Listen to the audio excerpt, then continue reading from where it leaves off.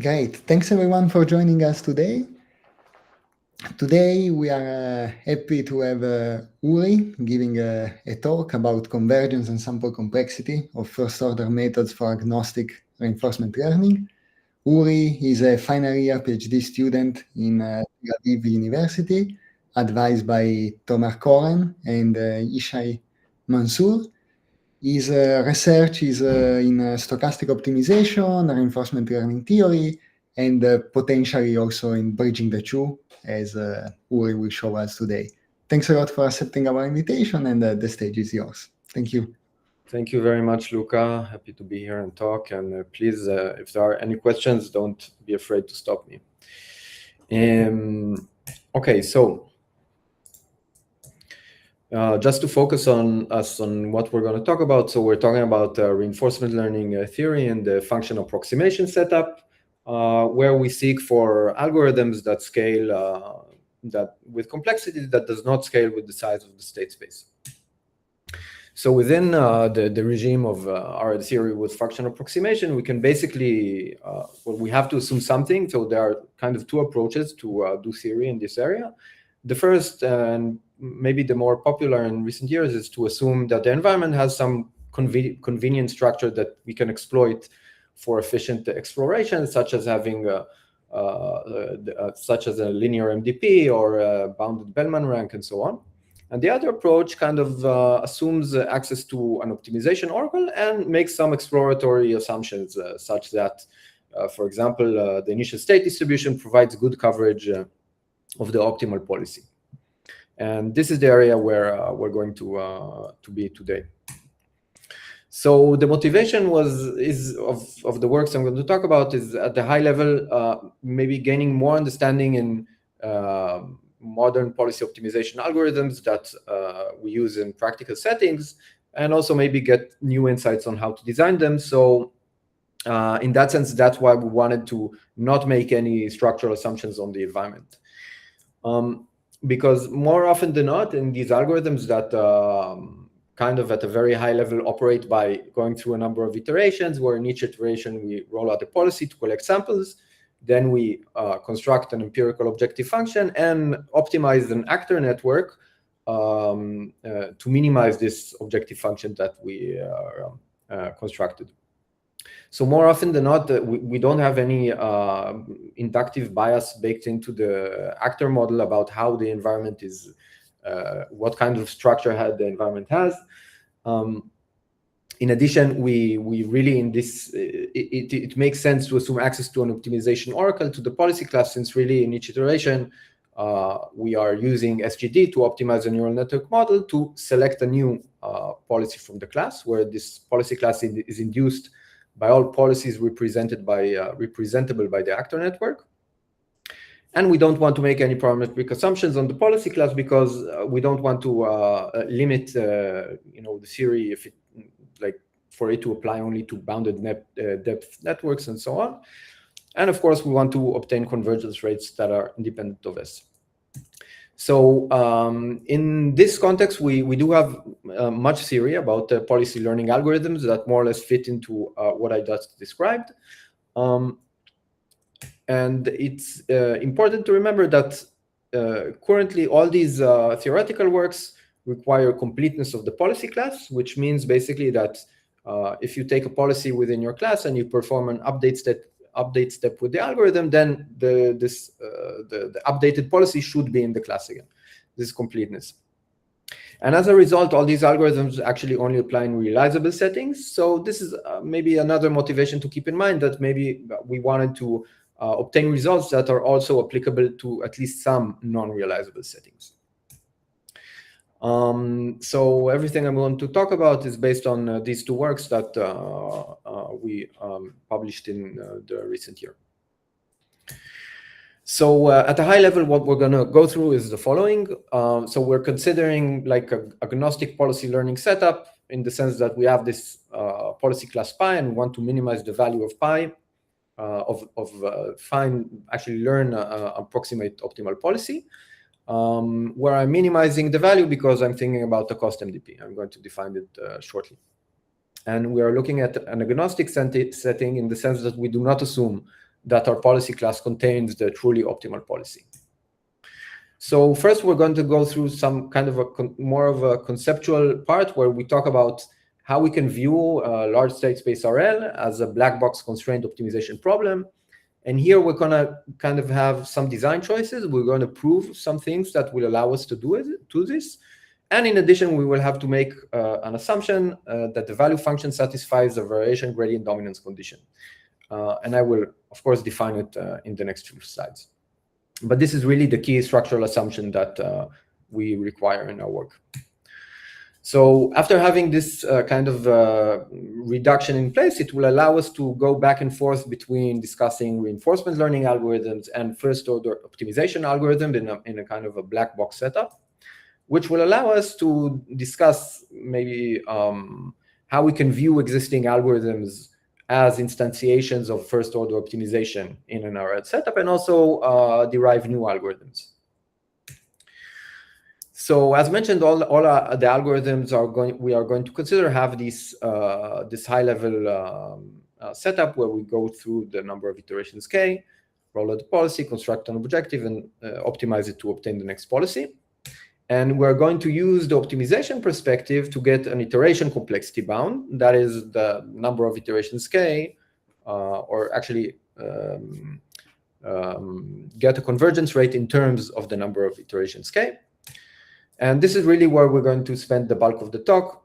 The way this all connects is that, and this I'm going to get out of the way pretty early, is that going through a relatively standard uniform concentration argument, we can get a sample complexity bound that scales with the log covering number of the policy class if we have this the convergence rate, which we got from the optimization theory. And finally, the way this relates to prior works is that our key structural assumption, variation gradient dominance, is weaker than the assumptions employed by prior works, which are coverage and completeness. These two I will define shortly. However, it is important to remember that in most of our results, we also require that the policy class is convex. And this is convexity in the state action space, right? I'm thinking about the policy class as being a subset of R to the SA. All right, so in general, some of our results are not completely comparable to a prior work. All right, so just an overview of the main contributions. So the first is the kind of a conceptual reduction of RL to first order constraint optimization. And then we discuss these algorithms we can see here. So the first two are relatively new, steepest descent policy optimization and an approximate version of conservative policy iteration. We also discuss convergence of policy mirror descent, which we established subject to convexity of the policy class and VGD, while prior works require completeness and some other assumptions. So again, I'm stressing these results are complementary since we require convexity of the policy class and prior work do not. And finally, we revisit the classical conservative policy iteration and prove convergence, which is better than the classically known rate by our optimization perspective. And here, really, we require the same set of assumptions as the classical result. Also worth noting that better convergence rates of CPI are obtainable if we make stronger coverage assumptions. This is the final work cited here on the bottom. All right, so I'm going to quickly go through some preliminaries. Please stop me if something is unclear. So everything is relatively standard. Just noting again, we are considering a cost MDP, so we wish to minimize the value. I'm going to use capital H to denote the effective horizon. We are looking at the discounted Markov decision process, but I'm going to use the effective horizon a lot, and so just denoting it by capital H. Our initial state distribution is denoted by rho 0, and to denote the action probability vector assigned by pi to some state S, we use a subscript. Okay, so pi subscript S is the action probability vector assigned by pi to S. So value functions, we are going to think about the value function of the MDP as a function of pi. So again, the value function is actually a mapping from R to the SA to R. and we're going to fix the initial state distribution as the state of the value function. We usually think about the value function as a function of the state, but here in this entire talk, we're going to think about it as a function of the policy and fix the state to be the initial state distribution. The action value function we define in the standard way, only a small difference being that, again, we use subscripts to denote the state and action. And finally, our state occupancy measure is denoted by mu. And here again, we are fixing the initial state distribution to be the state from which we roll out the policy. So mu to the pi s gives us the discounted fraction of time pi is going to visit at s when we begin the rollout from the initial state distribution. The learning objective, as mentioned, we consider the agnostic setting. So we have this policy class pi, and we wish to minimize our value. And all the optimal policy, occupancy measure, and value are all not, this is slightly non-standard. These are denoting the best-in-class elements and not the truly optimal ones. So in terms of policy learning and environment interaction, on the left, you can see the same high-level structure of the algorithm, which we discussed before. And basically, all algorithms are kind of going to differ by what kind of empirical objective they construct. The rollouts are done in a standard infinite horizon environment rollout protocol. And most of the talk, as I mentioned before, is going to be about the optimization setup, or you can call it also the idealized setup, where we're actually thinking about all our policy learning algorithms as going through a sequence of optimization problems, stochastic optimization problems, without, like, we are going to abstract away the part where we have a rollout, we have the rollouts and we construct the objective, by using the fact that these empirical objectives are in expectation some stochastic optimization idealized objectives, so to speak. Yeah. Sorry, can I ask a clarification question on the previous slide? Yes, when you say the agent decide to terminate the episode, this is always sampling from the geometric distribution, as in the discounted setting, no. or the agent can decide arbitrarily when it can decide. It can decide, but you are correct that, for example, if you want to get samples from the state occupancy measure, then that's how you will decide to terminate the episode, by the geometric, taking the decision by the geometric distribution defined by the discount factor. Perfect. Thanks. Of course. Okay, so how does going from learning to the idealized setup goes? So it's a little different for each algorithm. So I'm going to illustrate this through policy mirror descent. So how does policy mirror descent look in the idealized setup? So this is the algorithm. I'm not going to discuss all the details because we're going to look at it later. But basically, we are optimizing to get, if we have pi k and we want to get the next policy in line, so we perform a minimization of this stochastic optimization objective. Okay. Now, how do we get to this from really doing RL? So it goes as follows. So if we are in the learning setup where we don't have this objective in explicit form, so what we do is roll out the policy to obtain samples from the occupancy measure of pi k, and then using an appropriate procedure, we can construct estimates of the action value function. And then we have this empirical objective, you can see here, which we can optimize via SGD over a policy class. So having this, if we have the correct action value estimation routine, which you can see in our paper, and it also appeared in, or something similar appeared in prior works, one of them cited here, and we go through a kind of a specific uniform concentration argument, then we can view this entire thing as really optimizing this idealized stochastic optimization objective, with the only detail being, and this is important, that we cannot assume we optimize this objective to 0 error, but only to epsilon error. Now, what is the source of this epsilon? And this is, by the way, the meaning of this is the meaning of the superscript. So this epsilon abstracts away two sources of error. The first is ERM, or optimization error. This comes from the fact that we don't want to assume our optimization oracle can optimize to 0 error any objective. And the second, the second component of epsilon is the generalization error. And this comes from the fact that we did construct an objective, an empirical objective that in expectation, loosely speaking, in expectation equals the idealized one. But we use, of course, a finite number of samples. And this one, the number of samples here is capital N. So epsilon generalization is going to scale with more or less log covering number of the policy class divided by square root N. All right. So with this understanding, from here on out, we're going to discuss all algorithms in their idealized form, and the details of the reduction, which I explained in a high level, can be found in the paper for all algorithms. Most of it is the same for all algorithms. All right, so as far as our key structural assumption goes, so first, the kind of optimization setup that we are going to run with throughout the presentation is that we have this subset of a vector space, compact domain, which we denote by calligraphic X, and we have an objective F that goes, this is a loss function that goes from X to R, and we assume it is bounded from below. Then we say that this objective satisfies the VGD condition with parameters nu and epsilon VGD. If when we take the linearization at any point and try to minimize the linearization, then the suboptimality we get from this linearization upper bounds up to epsilon VGD additive error and nu multiplicative error, the true suboptimality at X.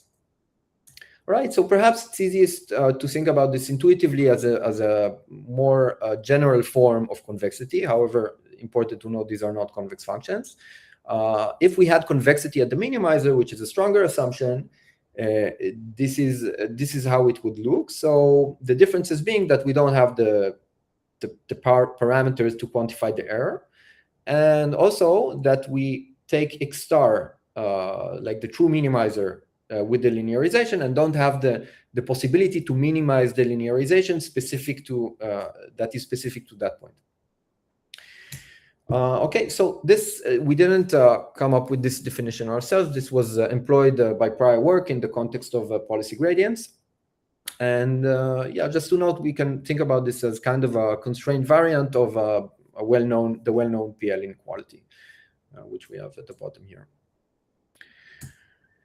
All right, so the way this connects to reinforcement learning, as I explained before, is that if our policy class is complete, in the sense that it is close to a policy iteration improvement step, and we have a bounded distribution mismatch coefficient, which is denoted here by D infinity, and it means, it says that the worst case ratio between the optimal policy occupancy measure and rho 0 is bounded.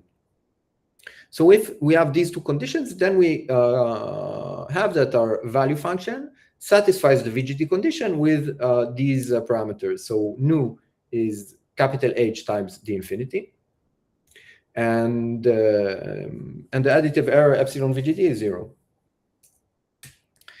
We further show in the first work I mentioned that the implication does not go the other way. So the VGD assumption is actually strictly weaker than completeness and coverage, or actually even strictly weaker than realizability alone.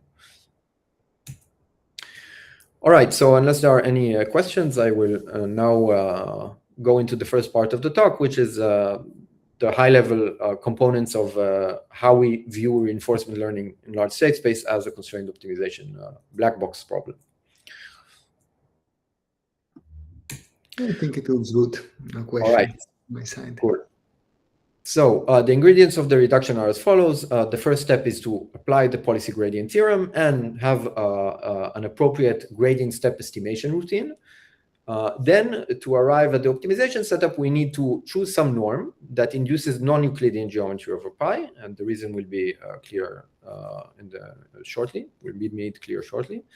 Then we need to show that pi has a well-bounded diameter with respect to this norm, and that the value function is smooth with respect to this norm, and to assume our main assumption that the variation gradient dominance. Sorry.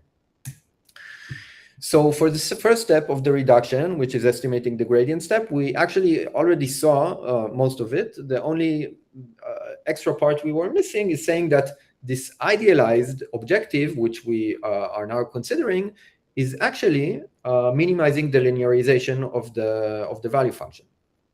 That is taking a gradient step with some perhaps obscure at first regularization component. Okay, so really the policy gradient theorem is the thing that connects the fact that we are optimizing the Q function over the on-policy distribution is exactly like optimizing with respect to the gradient of the value function. So once we did this, this is kind of the optimization setup we arrived to. So we have our objective function f, and we have this norm that induces geometry over calligraphic x. We will prove that x has bounded diameter, d, with respect to this norm, and that our objective is smooth and Lipschitz with respect to this norm. And finally, we will assume that f satisfies the VGD condition. Once we have all this in place, then many first-order variants of first-order algorithms of this general form you can see here are in a good place to converge. And the reason being at an intuitive level that since our objective is smooth, we can, if we take a small enough step size, we're going to descend on the objective in each iteration. And since the objective satisfies the variation gradient dominance condition, it does not have non-optimal stationary points. Okay, the fact that the suboptimality induced by the linearization upper bounds the true suboptimality, it means that if we are at the stationary point, then we must be optimal. All right. So with this in mind, it's now a good point to recall that we have a very good example of viewing reinforcement learning as a black box optimization problem, which are, of course, policy gradients. All right, policy gradients do just perform the most basic and canonical first-order optimization algorithm over the value function to minimize the value function, and which is, of course, gradient descent. So they don't fit into a reduction for the simple reason that they employ if we view them through our reduction, they employ the Euclidean norm. And as a result, as I will make this clear why this happens, they obtain rates that are dependent on the size of the state space, which we want to avoid. And in addition, when we frame this step as an optimization problem, which we can try to employ neural networks to optimize, we have a problem because it induces an optimization problem that is not efficiently solvable, in a sense that also will be made clear later. So just to note that, well, at least I think this is one of the state of the art convergence results for vanilla topology gradients in a work by Lin Xiao from 22. And you can see here it obtains indeed convergence that depends on the size of the state space. And the ingredients to prove this, while this was proved for the complete policy class, really the ingredients that were necessary were smoothness and variation gradient dominance. Okay, and this is really this work and also prior works that are cited here are where we got our inspiration for this work.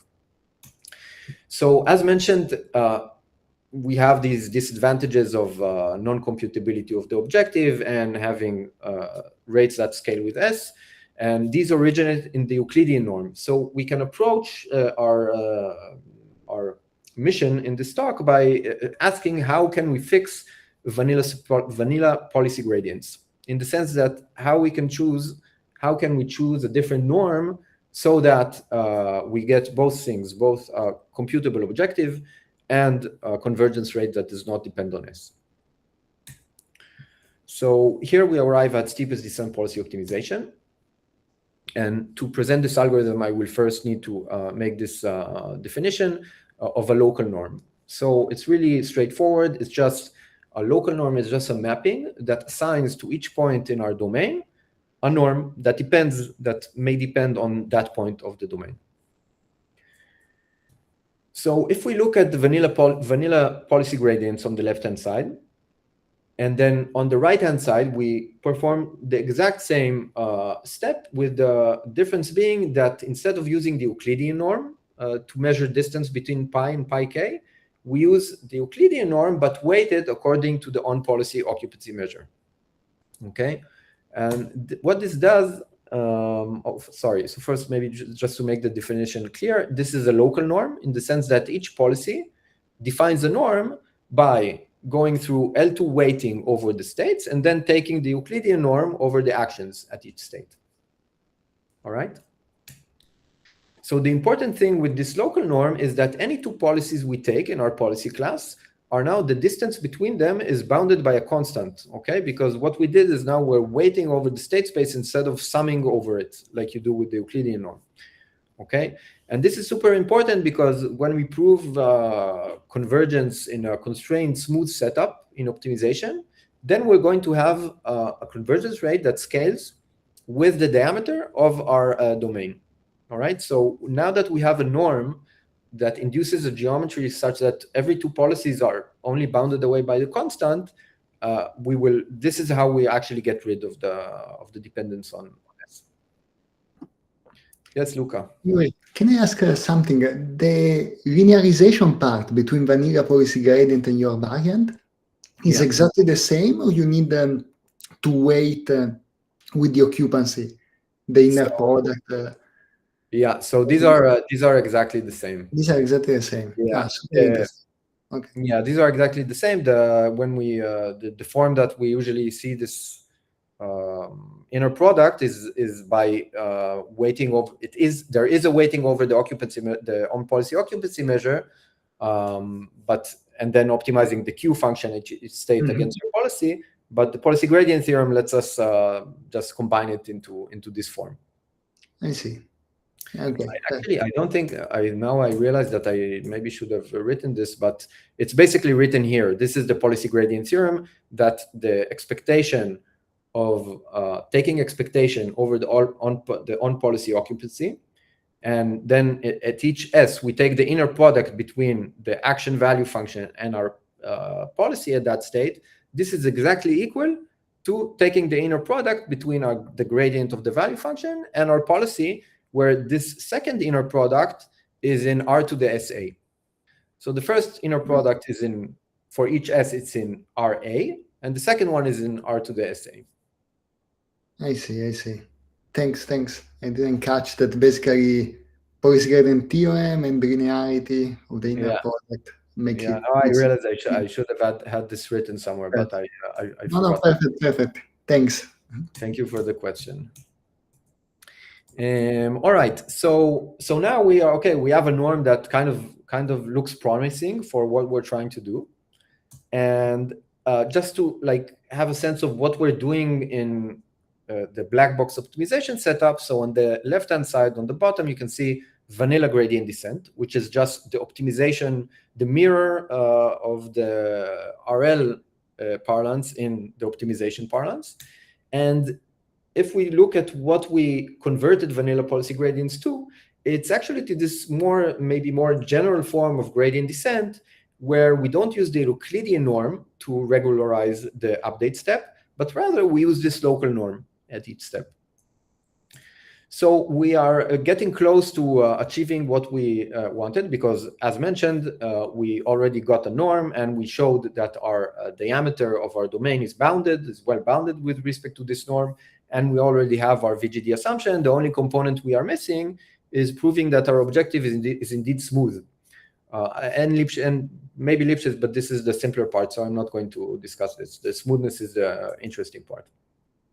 So in order to prove smoothness, or state the proof of smoothness for our objective, which is a value function, we are going to need a quick definition, which is what does it mean to be smooth with respect to a local norm? All right, so it's pretty much what you'd expect. We say that our objective is beta smooth or beta locally smooth with respect to a local norm. And this is just the standard smoothness definition, with the only difference being that the local norm, the instance of the local norm we use for the square term on the right-hand side, is the norm induced by the point at which we take the linearization. All right? Other than that, this is just the normal, one of the standard definitions of smoothness. So now the core technical part of proving convergence of all these algorithms we discussed or in the beginning is the fact that as it turns out, the value function is smooth with respect to this local norm we discussed. And you can, of course, realize that our local norms have many instances, because you can also choose what kind of norm you induce over the actions. So it is important that the local norm maps each policy to a new norm that weights over the state space according to the policy occupancy measure. And then for each action probability vector, you can choose which kind of norm you want to work with. So it can be Euclidean, it can be L1, and we show here the smoothness results for both. So the only final thing worth mentioning in this context, I'm not going to go into the details of the proof, is that slightly unfortunately, the smoothness parameter depends on the minimal probability assigned by pi to any state action. All right, so this is not great, but it's also not horrible, because we can cope with this by simply mixing uniform epsilon greedy exploration into our policy class. All right, so and then we get that the smoothness parameter is always bounded. It's upper bounded by what you see here. All right. So with this in mind, we got all our components for the reduction, and we can try to prove convergence of this algorithm using this high-level intuition that we will have descent till we reach stationarity, which will be approximately optimal. So really, the fact that we are using local norms for the proof of convergence does not make a big difference. We are really after a convergence result for this general form of gradient descent, where we work with a norm that is non-Euclidean. So several works studied variants of this algorithm. By the way, not many works, but none of them studied the setup where we have a non-Euclidean norm and a constraint setup. And this is what we do in our work. Which kind of blends maybe analysis of prior works. And we prove that indeed this general form of gradient descent has this convergence rate you can see here. And of course, we also quantify the dependence of convergence on the error of the optimization at each iteration. And recall that this dependence is important because ultimately we're after a sample complexity result, which we already explained in the beginning how we will obtain. Right. So the final sample complexity is going to depend on both k and dependence on epsilon, as you can see here. So with this in mind, this immediately after we choose, we make optimal choices of the exploration parameter and the step size, we get the convergence rate, which you can see here. And just noting that the reason we have this term, the k term together with epsilon, is because we have their dependence on the step size, which, again, unfortunately, needs to depend on the smoothness parameter, which ends up depending on k because we have this epsilon gradient exploration, which goes into the smoothness parameter. All right, and yeah, also, yes, Lucas. Yeah. Maybe one quick question about this exploration. Just for clarity, I think that what you are doing is not saying that all the policy classes are lower bounded, but you are adding exploration, so you are kind of perturbing the point at which you pick the gradient, right? So you are correct that in some sense we are perturbing the point at which we take the gradient, but we're really like at least at the technical level, we are really just the way that is most convenient to think about it, and also this is how we prove it in the paper. We really take our policy class and really just add epsilon greedy exploration, and now we have a new policy class. Okay. And we perform the analysis with this new policy class that has the property that it has a well-bounded from below state action probabilities. I see. And then you can prove that the best in class of the two classes stays close Yeah, together. exactly. Yeah, there is a part where you pay. Yeah, you pay a little bit for this because you added the exploration. But I see. yeah, Very that's cool. true. Very cool. Thanks. Thank you. All right. Also, just to know, the result you see here is for what we call L1 SDPO. Since we take the L1 geometry over the action probabilities, it gives us a better dependence on the action set. And it is worth noting at this point that if we were to look at L2 SDPO, this is exactly an instance of policy mirror descent with Euclidean regularization. So both SDPO and policy mirror descent, they coincide in the L2 case, and then they act differently when we take different geometries. So what we're going to see now is that we can also think about policy mirror descent in the same sense as a first-order optimization algorithm. And yeah. Okay, so first at a high level, again, the algorithm, you can see the algorithm here. It is actually, if we take for the Brugman divergence, if we take the regularizer to be the negative entropy, then what we get is that the Brugman divergence is the KL, which is precisely the KL version of TRPO. Oh, sorry, the KL version of PPO, which is the penalty version of TRPO. And there are many works that study specific policy parameterizations of this problem. Some of the recent works study almost general policy parameterizations, but still have to make some assumptions and also make some assumptions on the manner at which we solve the optimization problem. And here we are really going to analyze the algorithm in this form without making any assumption on the manner, on the way that we optimize the objective. This is really the way we analyze it here really mirrors how people, at least at a high level, how this really operates in practice. So I think tabular policy mirror descent, or sometimes it's canonically called policy optimization in RL theory, is very well known. When we want to think about this algorithm in large state space, then we need to choose a distribution over which we sample states, because we can't go to each state and optimize independently. So in the on-policy version, this distribution is going to be the on-policy occupancy measure, mu k here. So as it turns out, this is really straightforward technical arguments that show that if our action regularizer is one strongly convex with respect to some action norm, then we can define what is actually a local regularizer that is one strongly convex with respect to the local norm that is exactly the local norm we studied in the steepest descent policy optimization setup. Okay?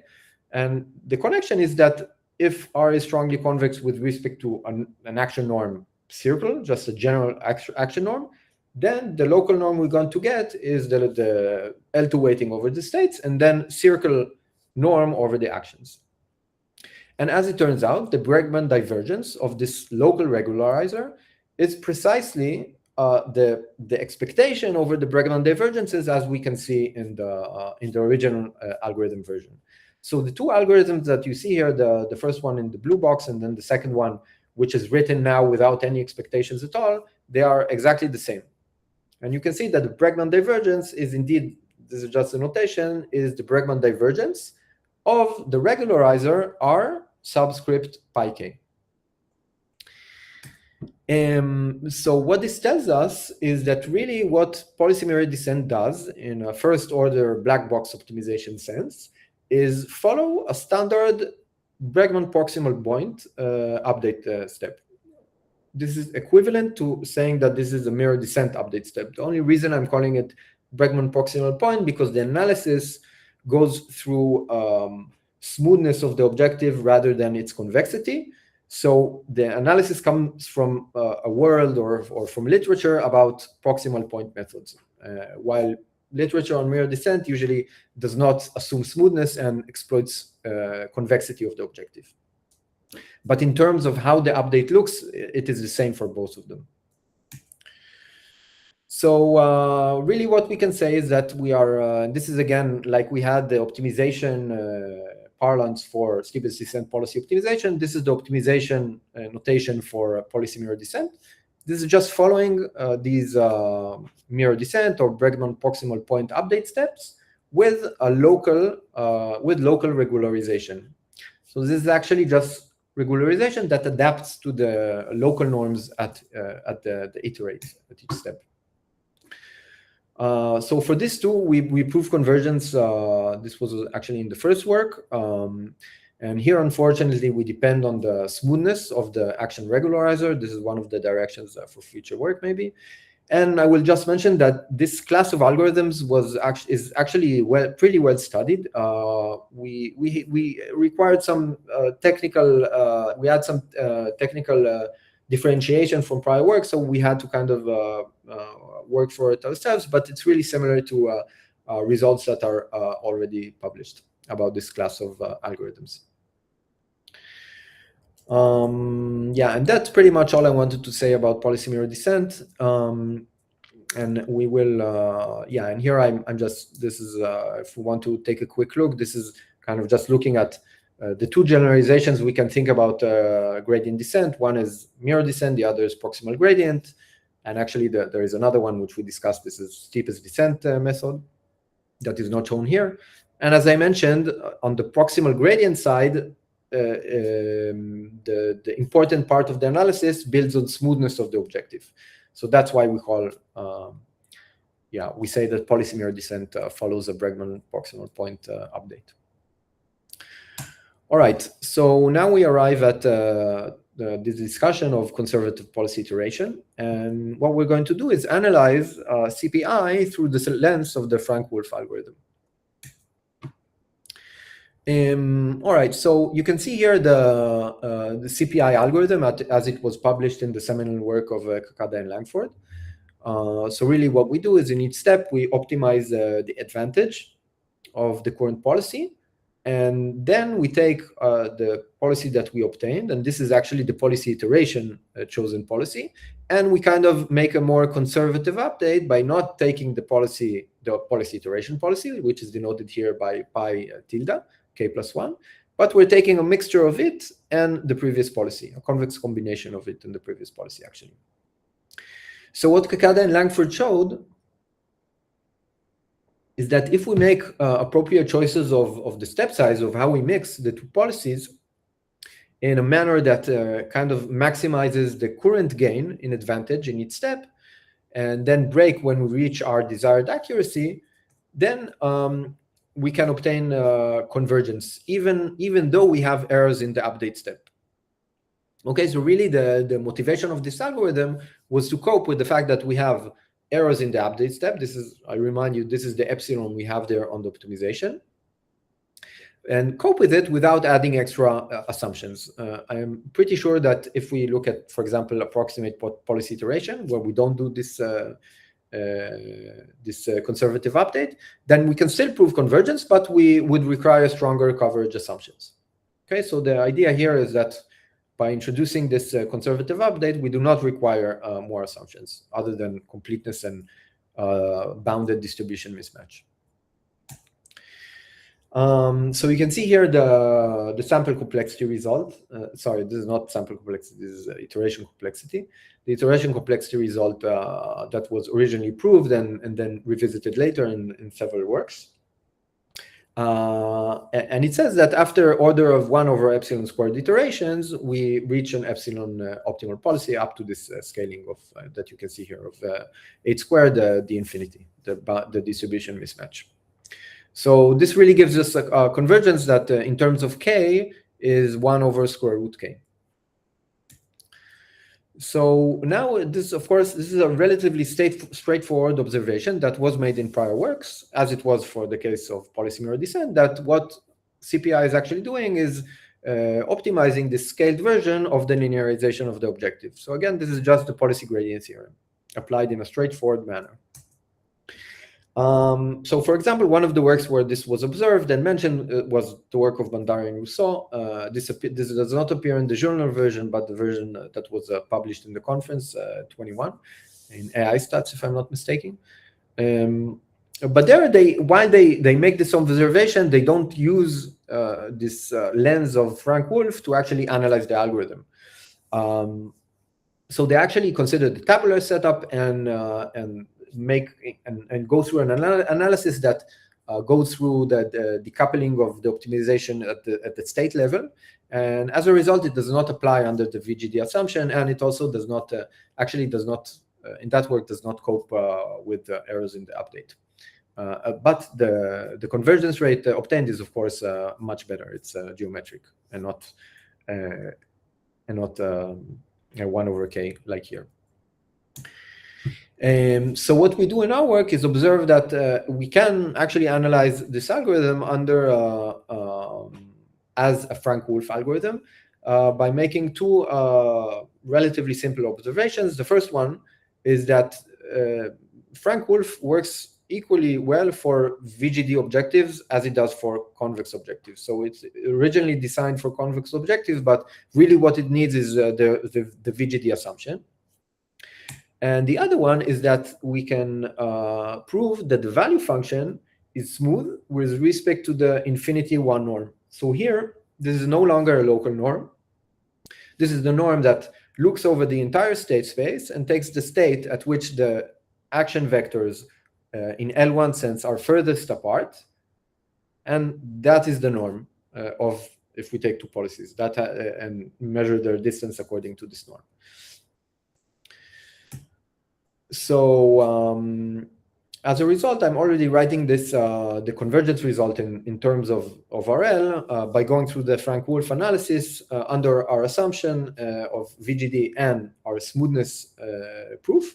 We can show that CPI guarantees actually a better convergence rate if we choose the step sizes as to be the optimal step size choice as given by the standard Frank Wolf analysis. Okay, so really, the original version of CPI just makes a kind of a greedy choice about the step sizes, while we can, if we go through the Frank Wolf analysis, we can observe that we can actually make a better choice. Yeah, and indeed, it is just the standard choice of Frank Wolf instantiation. So just to note, again, we went, yes, Luca. Sorry, can I ask one question, just comparing to the first part of your talk? Here it's no longer necessary to transform the policy class adding the epsilon grid exploration. Exactly. That's correct? Okay. Yeah, that's correct, and we're going to talk about this point shortly. Okay, so here, sorry. Yeah, so here, this is a very good point here, since we prove like the smoothness parameter with respect to this non-local norm does not depend anymore on the minimal action probability, then we don't have this requirement anymore for this algorithm. And this is a good point. So just to know, we went through all the components of our reduction and found, again, first order optimization algorithm, in this case, Frank Wolf, that gave us convergence. So now we have from this the best result we got so far under these assumptions of bounded distribution mismatch and completeness, or the more general VGD. We got our best convergence rate so far, which is 1/k. Okay, and we also mentioned that I forgot what I wanted to say about this. Okay, I will come back to this afterwards. So we got this best rate so far, but on the downside, and this is important, CPI actually requires maintaining a linear number of policies as the algorithm progresses. And the reason for this is that when we take the convex combination for the conservative update, we need to take pi k plus 1 to be this convex combination of policies. And when we are in a large state space, there is no way to do this exactly. But what we can do, if we want it exactly, is just save all policies, and when we roll out, we simply use to sample an action, we simply sample from all policies with the ratios defined by the convex combination. All right, so we can do this, but the problem is that we need many policies. Now I remember what I wanted to say, and this is important. I see it's written here that not only that we don't need exploration here, we also don't need the convexity of the policy class. Because Frank Wolf, if we allow to just keep all policies, and now we are using the actual policy we are using might not be in the policy class, but if we are okay with doing that, we're saying that we're using a policy that is not actually in the class, then we don't need convexity of the policy class. All right, so this is kind of a problem maybe, because if we want to go and kind of, okay, this looks like a great algorithm, let's go and implement it, maybe it will be better than PPO, then we need to understand how to cope with this linear number of policies, right? Because we're probably not going to write an algorithm where we maintain k actor networks as it progresses, right? Because that would be pretty hard to get to work. So with this, we're approaching the end of the talk, and the first point I want to talk about is what we call actor oracle efficiency. So we say, and this came from the thought that how can we think about policy learning, a theoretical policy learning algorithm that is feasible for practical implementation, in some sense, maybe not the most formal one, but at least some sense, is that the empirical objectives that it construct can be evaluated in time that is independent of the size of the state space. And I'm not talking about optimizing the objective, I'm just talking about evaluating it. And the second part is that the actor space complexity does not scale with the number of iterations, or more specifically, it should be constant, right? Because we're not going to maintain a non-constant number of neural networks for our algorithm.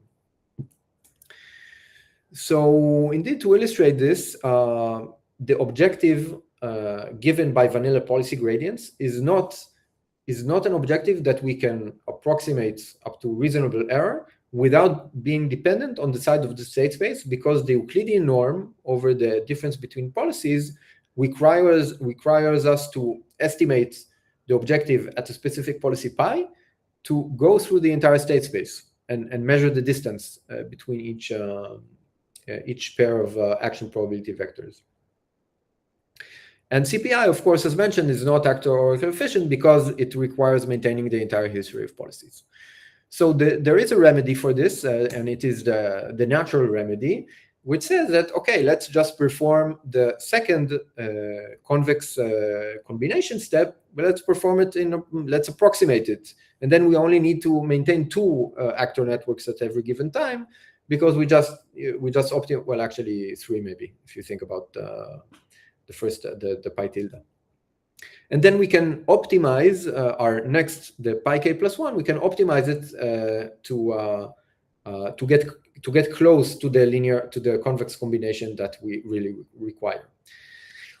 But now what happens is that since this only ensures, and think about the fact that to get this approximation, we need to again use some distribution over the state space, because again, we need something that we can optimize efficiently.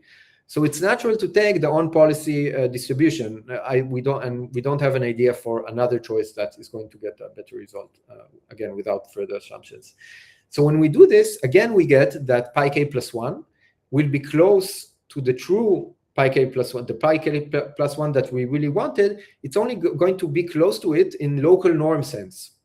And as a result, when we do the second approximation step, we need to go through an analysis that requires local norms again.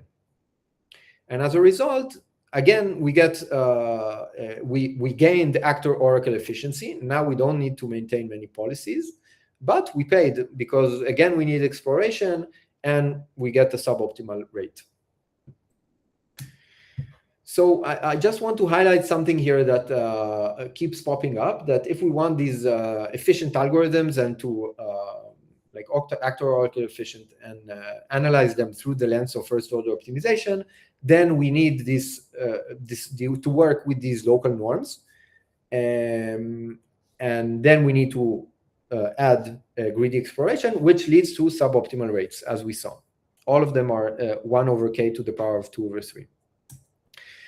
But this local smoothness property is related to the standard assumption employed by prior works, which is that we have a concentrability assumption over two consecutive iterates. Okay, so you can see here the part of the concentrability assumption made by prior works to get convergence. And these two, I just want to highlight that in a sense that we don't fully understand yet, these two are related, because when we have local smoothness, we gain local smoothness when we support the next policy by just adding epsilon greedy exploration. But this is just supporting the next policy in just in the sense of the state action probabilities, and not in the sense of occupancy measures. But at least what it seems from the analysis, we needed to hold in worst case. And when we use concentrability assumptions, then we need the on-policy distribution to support the next occupancy measure, but we can live with it being an expectation. And when we have this completeness and concentrability, then we arrive at optimal rates. We don't need, like, concentrability takes care, kind of loosely speaking, of the part that the greedy exploration takes care of in the path of the analysis that we took in our works. And that's pretty much it. I just want to highlight a few things before we finish.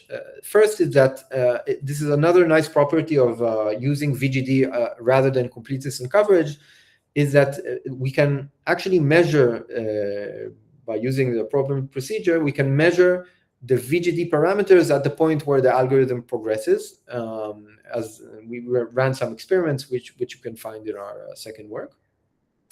And this is in contrast to completeness and coverage, where first, coverage usually does not hold. We see algorithms work in setups where the initial state distribution does not support the optimal policy occupancy measure.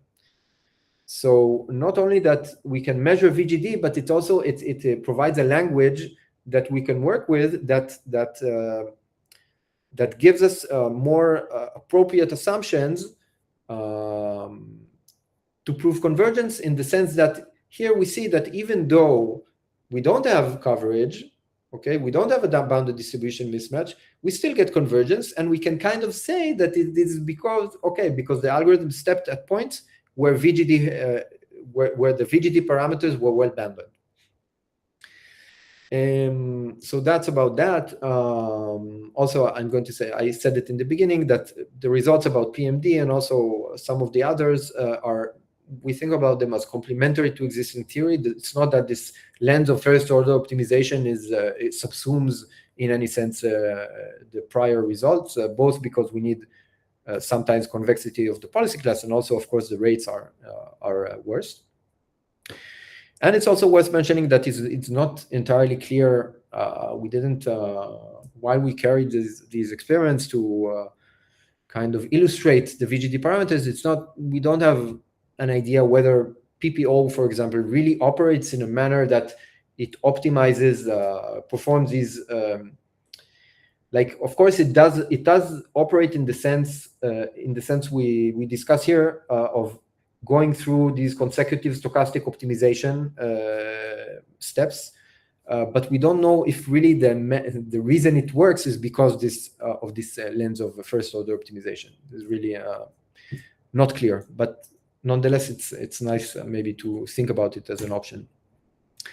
And just to the last slide is about several future directions. So as mentioned, the relation of smoothness, the local smoothness and considerability conditions. Really, also, if we really require greedy exploration when we work with local norms, and we partially answered this in our first work, that if we really need smoothness in a global sense, that we need the smoothness to hold with any next policy, then the answer is yes.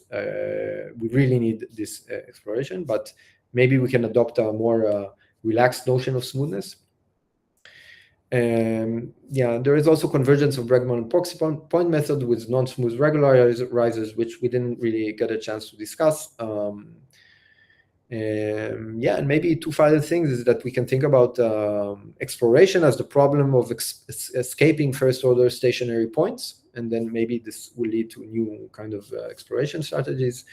Yeah, and that's about it. Also, maybe worth mentioning that this entire talk was about on-policy algorithms, where we sample from the on-policy distribution at each step, and then it's interesting if we can kind of think about off-policy algorithms also through this optimization lens. Yeah, and that's it. That's all I had. Great. Thank Thanks, you. Uri. Any question from the public? Thanks a lot for the talk. It was very nice. Thank you. Otherwise, I can start maybe with one question. I was also wondering about off-policy data. So I think that one first problem would be that this inner product now you cannot apply the policy gradient theorem, but then Right. would you envision choosing as a point for the local norm some kind of average of the past policies? Yeah, I think the only thought I had about off-policy algorithms that is worth sharing is that in some sense you can think about you can still think about it, I think, as a first order optimization step, but only with a preconditioner. Like you transition from the on-policy distribution to a new one by applying a preconditioner on the gradient step. But other than that, I'm not sure. Perhaps it's not. Perhaps it does not make sense to think about these algorithms as doing this, but maybe it's an option. Yeah. Maybe something else that I don't know if it's known or not, but if you add something on top of VGD, for example, that the best in class is optimal, can you get, so in some sense you are no longer agnostic, but in some sense, can you get better rates and still you are not assuming completeness, right? So you are still weaker than previous setups. I was wondering if maybe you can. Yeah, it's a good question. I'm not sure, first of all, but my intuition is that it won't help. Just being realizable is probably not enough to get. The real problem is the exploration part. Yeah, I see. Yeah, I don't think realizability can help. I see. Cool. I think I can stop the registration and then we discuss more informally. Okay.